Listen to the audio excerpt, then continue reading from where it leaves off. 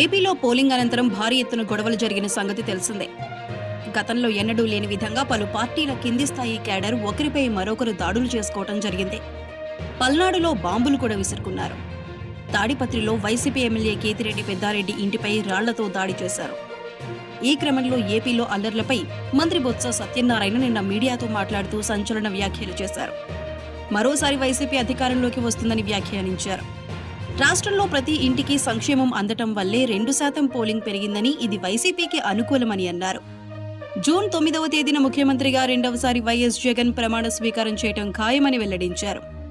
Volunteer వ్యవస్థతో ప్రభుత్వానికి మంచి పేరు వచ్చిందని, ఇతర రాష్ట్రాలు సైతం ఈ వ్యవస్థను తీసుకువచ్చే ప్రయత్నాలు చేస్తున్నారని పేర్కొన్నారు. సంక్షేమ పథకాలను పారదర్శకంగా, అవినీతికి చోటు లేకుండా, మధ్యవర్తిత్వం లేకుండా అందించామని స్పష్టం చేశారు.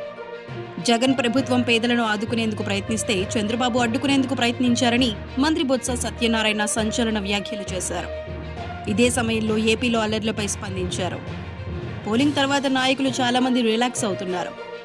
వారంతా విశ్రాంతి తీసుకుంటే ద్వితీయ, తృతీయ శ్రేణు నాయకులు ఎందుకు గొడవ పడుతున్నారో మీరంతా సంయమనం పాటించండి. గతంలో ఎప్పుడూ ఇలాంటి ఘటనలు జరగలేదని అన్నారు.